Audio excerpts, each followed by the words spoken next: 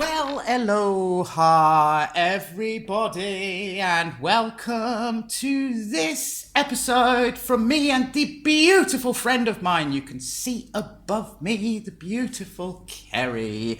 And today, there you go. And today, Kerry and I are here for a very special man. Today, Kerry and I are here for the amazing genius that is Billy Connolly. And there he is. There he is above me. That's the man. Oh, a bigger hero in my life is very, very hard to find. Nah? And that's why today, in honor of Mr. Connolly, we have the Billy Connolly Chilli Chug Challenge. We will explain. But first of all, who is my friend Kerry above me? Kerry, tell the lovely people who you are, please. I'm Kerry. Hi, I originate from Scotland, and I am chillisauce.be as of Belgium. We put our heads together, Kerry and I, because we decided let's do something to honour Scotland. And what really makes Scotland for me is Billy Connolly. Now, he's known also as the Big Yin.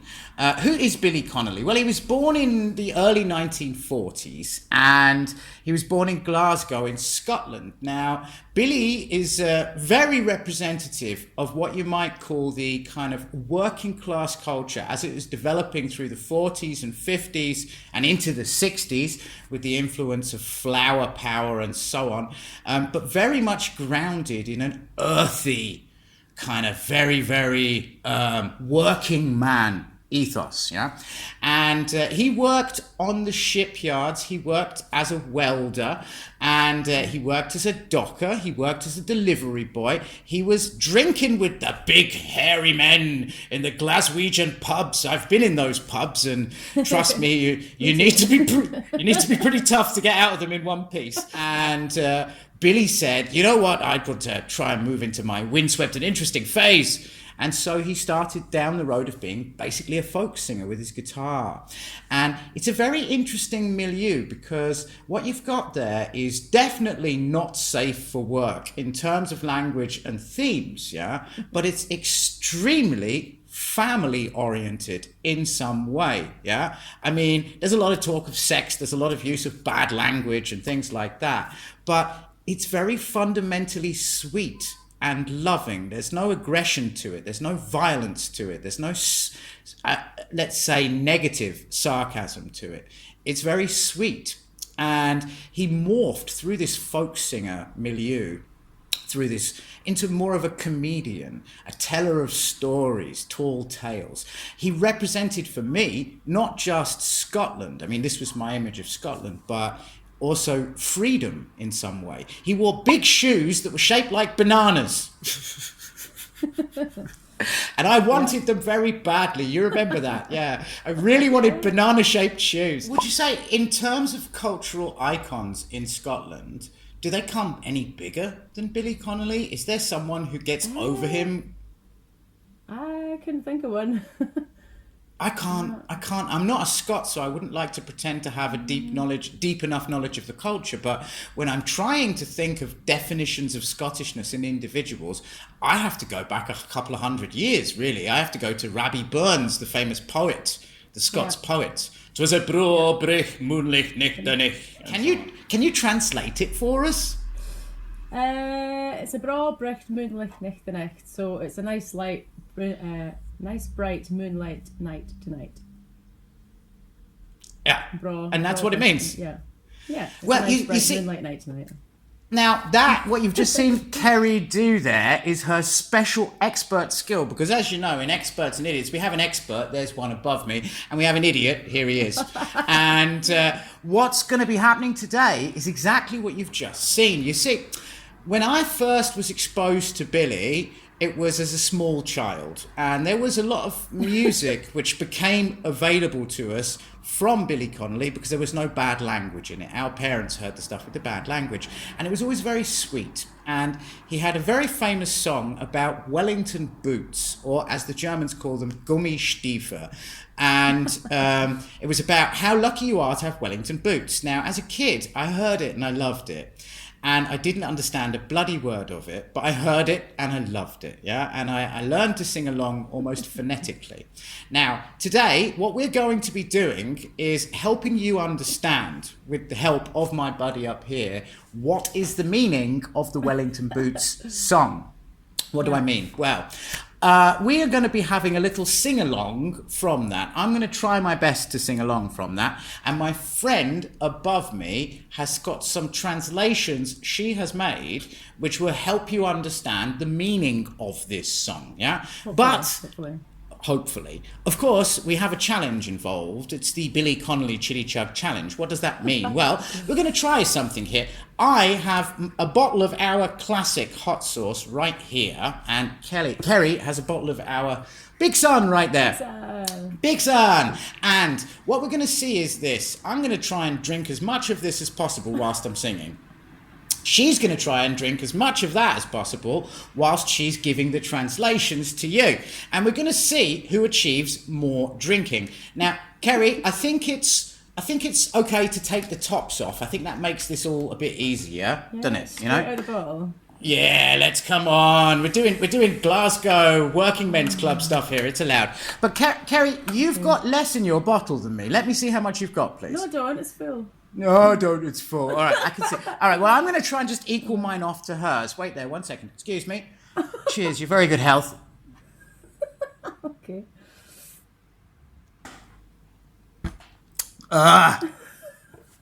Over. Okay. So it's about time to go. Carrie, are you ready? No. Are you ready? No. We'll never be ready. All right. Mr. Connolly, Yeah, ready. please take it away, sir. If it wasn't for your wellies, where would you be? You'd be in the hospital or infirmary, 'cause you would have a dose of the flu or even pleurisy if you didn't have your feet in your wellies. That's a chorus. I want you to sing it with gusto. I want you to leap into it in a mood of gay abandon. Gasping on the floor, paroxysms of mirth. Clutching your middle, saying, "Oh Jesus Christ, he's a gas." Right into that microphone. Because these people in London don't believe it. Oh, wellies, they are wonderful. Oh, wellies, they are swell. 'Cause they keep out the water and they keep in the smell. And when you're sitting in a room, you can tell when some bugger takes off his wellies. If you wasn't for your wellies, where would you be? You'd be in the hospital or infirmary, 'cause you would have a dose of the flu or even pleurisy if they didn't have your feet in your wellies. That was wonderful. Honest. Great. When you're out walking in the country with a bird, and you're strolling about the fields like a farmer's herd, and somebody shouts, "Keep off the grass," and you think how absurd. Then squelch, you find, well, farmers all their wellies. If it wasn't for your wellies, where would you be? You'd be in the hospital or infirmary, 'cause you would have a dose of the flu or even pleurisy if you didn't have your feet in your wellies.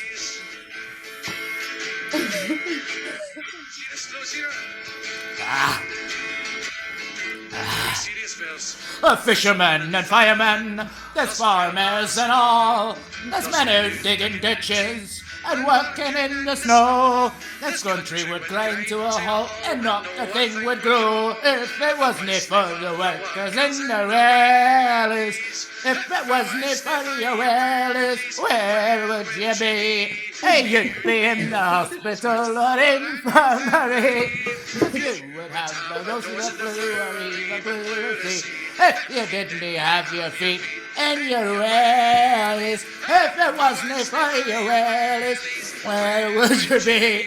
You'd be in the hospital or infirmary, 'cause you would have a dose of the flu or even pleurisy if you didn't have your feet and your well.